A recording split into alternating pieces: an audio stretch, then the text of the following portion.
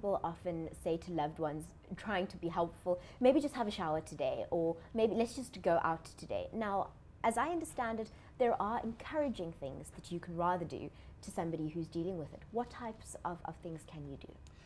Personally, I believe, and SADAG always advocates, that family and friends are the most important structure for a person who's going through depression or anxiety.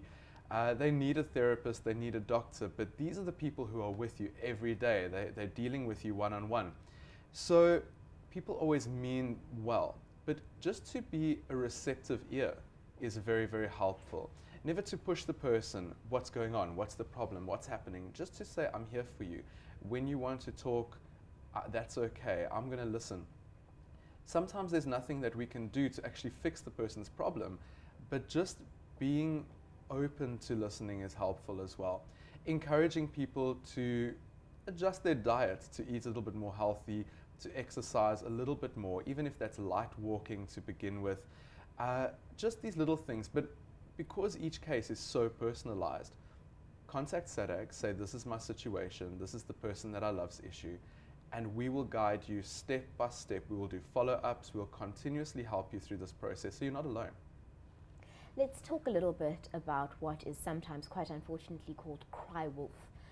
We've touched on it very briefly, but we do know that many people are accused of crying wolf in situations where they certainly aren't. Talk to us about this. Cry wolf is very, very sad. I think that if people do use suicide as a way to manipulate others, it's a really low blow. But we would always have to take these things seriously. When I was in high school, there was a case where a young man did this for many years and he threatened. Eventually no one listened anymore and he did take his life. So it was a very early learning experience for me to always just constantly take it seriously, see what's happening.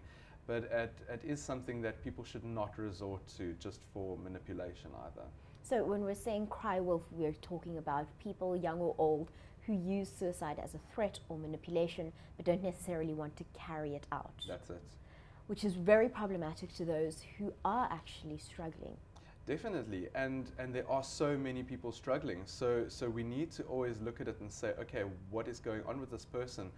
I do tell kids that if someone is using suicide as a tactic or as a threat, there is something there anyway that needs to be addressed. If a person is going to those lengths to get people's attention, then they obviously are going through something anyway, even if it's not perhaps suicidal.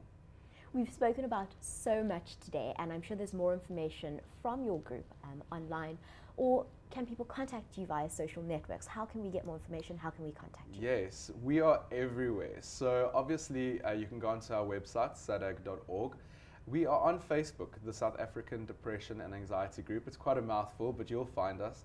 And we have a lot of interesting things that happen on Facebook, which is where it's at the moment. Some people just want to ask a question, post it on a wall. We have Facebook Fridays where you can actually speak to a psychiatrist, a psychologist, or a doctor online.